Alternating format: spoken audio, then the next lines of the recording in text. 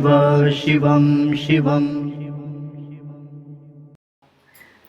नमस्कार, आप सबका हमारे चैनल श्रीमद् होम रेमेडीज में स्वागत है। इस वीडियो में हम आपको बताने जा रहे हैं कि राजस्व का अर्थ क्या है, परिभाषा क्या है और एक्चुअली में राजस्व को विज्ञान और कला के रूप में हम कैसे देख सकते हैं। राजस्व, जब हम राजस्व की बात करते हैं तो दो उपशब्दों से मिलकर बना हुआ है, राजन प्लस स्व। राजन का अर्थ है राजा और स्व का अर्थ है धन। तो इस प्रकार राजस्व का अर्थ है राजा का धन। तो इस प्रकार राजस्व के अंतर्गमन हम राजा के धन का अध्ययन करते हैं, अर्थात राजा धन कहाँ से लाता है और कहाँ खर्च करता है। इन सब बातों का अध्ययन राजस्व या वित्तीय प्रणाली के अंतर्गत किया जाता है। राजस्व का तात्पर्य सार्वजनिक सत्ताओं के आय और व्यय संबंधी विषयों से है। वर्तमान समय में राजस्व की अवधारणाएं अधिक विस्तृत हो गई हैं और इसके अंतर्गत अध्ययन सार्वजनिक सत्ताओं जैसे कि केंद्रीय, प्रांतीय तथा स्थानीय शासन सत्ताओं के आय व्यय से संबंधित ही नहीं किया जाता, लेकिन वित्तीय प्रशासन, राजकोषीय नीतियों एवं वित्तीय नियंत्रण के सिद्धांतों का अध्ययन किया जाता है। तो सरल शब्दों में कहा जाए तो राजस्व में यह अध्ययन किया जाता है कि सार्वजनिक अधिकारी किस प्रकार से सार्वजनिक आय प्राप्त करते हैं और समाज के प्रति अपने उत्तरदायित्व और सार्वजनिक कार्यों को पूरा करने के लिए सार्वजनिक आय को किस प्रकार व्यय करते हैं। करेक्ट।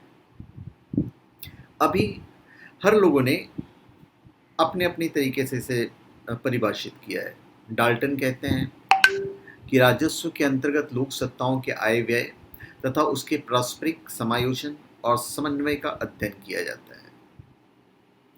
फिंडले सिराज के अनुसार लोक सत्ता द्वारा साधनों की प्राप्ति एवं व्यय से संबंधित सिद्धांतों का अध्ययन ही राजस्व कहलाता है। तो सबकी अपने अपने मत हैं और सबने अलग अलग तरह से डिफाइन किया है।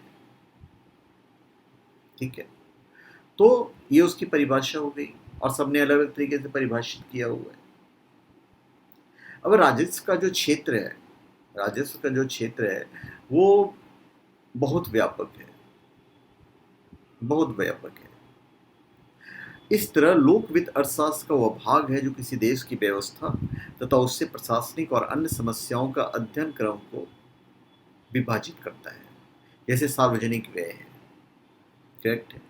तो राजस्व के इस अनुभाग में सार्वजनिक व्यय की विभिन्न उद्देश्य होते हैं, वर्गीकरण होता है। उसका सार्वजनिक आय भी है। सार्वजनिक आय के अंतर्गत ये अध्ययन किया जाता है कि सरकार अपनी आय किन किन स्रोतों से प्राप्त करती है।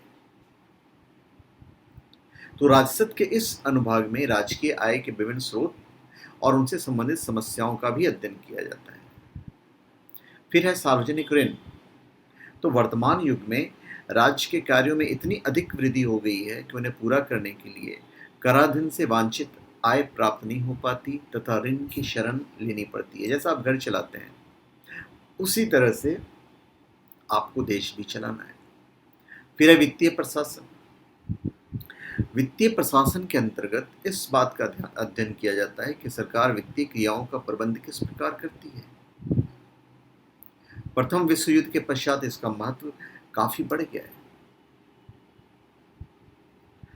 और यूं कहें अलग शब्दों में कि हमें प्रक्रियाओं का ही निरीक्षण नहीं करना है, अपितु इस यंत्र का भी निरीक्षण करना है जिसके द्वारा ये प्रक्रियाएं आगे बढ़ाई जाती हैं। फिर आर्थिक विकास है।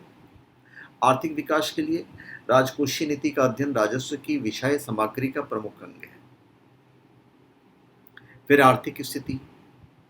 तो विकसित अर्थव्यवस्था में राजकोषीय नीति की भूमिका विकास दर का स्थिरीकरण करने की होती है, जबकि अल्प विकसित अर्थव्यवस्था में राजकोषीय नीति को आर्थिक विकास के यंत्र के रूप में काम करना पड़ता है।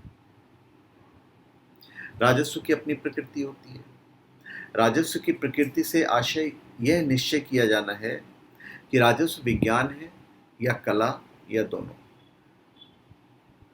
विज्ञान के तथ्यों का क्रमबद्ध और नियमबद्ध ढंग से एकत्रीकरण, वर्गीकरण तथा विश्लेषण किया जाता है। कला के रूप में देखें तो कला निश्चित उद्देश्य की प्राप्ति के लिए नियमों की एक प्रणाली है।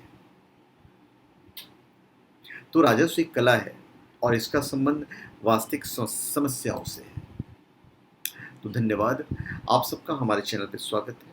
आप हमारे चैनल पर सब्सक्राइब करें और अपने कमेंट दीजिए। धन्यवाद।